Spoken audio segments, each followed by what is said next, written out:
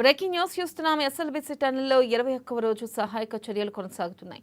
TBM శిథిలాల cutting ప్రక్రియ వేగంగా కొనసాగుతుంది. అయితే చివరి 50 మీటర్ల వద్ద ప్రమాదకర పరిస్థితులు నెలకొన్నాయి.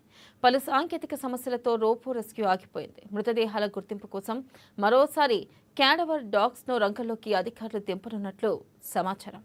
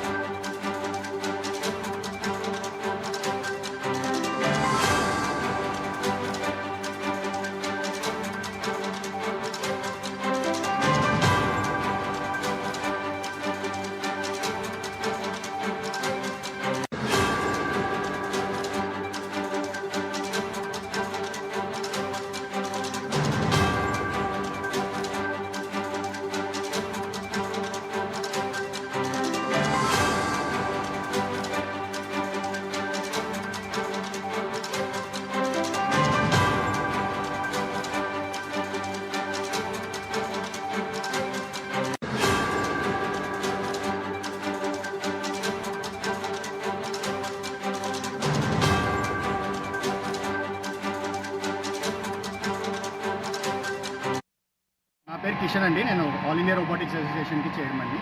సో ఎప్పుడైతే ఇన్సిడెంట్ అయినాక మా దగ్గరికి రిపోర్ట్ వచ్చిందో, సో మేము మా టీం మొత్తం లోపలికి వెళ్ళి ఒకసారి అసెస్ చేసిన తర్వాత కొన్ని రోబోట్స్ లోపల పెట్టాలి, దాంతో మాత్రమే పని అవుతుందని ఐడెంటిఫై చేయడం జరిగింది. అలా అన్ని రోబోటిక్స్ అనే కంపెనీతో ఫస్ట్ వర్క్ స్టార్ట్ చేశాము.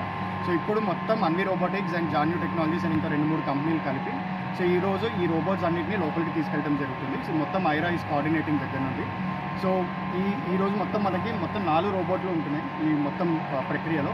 అందులో ఒకటి కమ్యూనికేషన్ వ్యవస్థ నిన్న ఆల్రెడీ ఎస్టాబ్లిష్ చేసుకున్నారు. ఈరోజు ఏదైతే స్లడ్జ్ రిమూవల్ లోపలికి వెళ్తుందో, సో ఇలాంటి స్లడ్జ్ రిమూవల్స్ 3 ఉంటాయి మొత్తం. ఈ 3టికి కూడా వాక్యూమ్ సక్కర్స్ అనేది ఒకటి యాడ్ చేస్తాం, సూపర్ సక్కర్స్ అంటాం వాటిని కూడా టన్నల్కి కావాల్సిన సైజులో మ్యానుఫ్యాక్చర్ చేయడం జరిగింది. సో అవి కూడా ఈరోజు అటాచ్ అయిపోతాయి. సో ఈ స్లడ్జ్ ఏదైతే ఉందో మనకి 3 విధాలుగా ఉంది.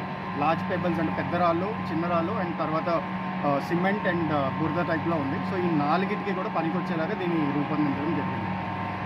సో ఇది లోపలికి వెళ్ళి వాటిని కట్ చేసి వాక్యూమ్ సక్కర్తో దాన్ని తీసుకొచ్చి కన్వేయర్ బెల్ట్ మీదకి వేస్తుంది. సో ఈరోజు ఇప్పుడు ఒకటి వెళ్తుంది. దీని పనితీరు చూసి మిగతా 2 సాయంత్రానికి వెళ్తాయి.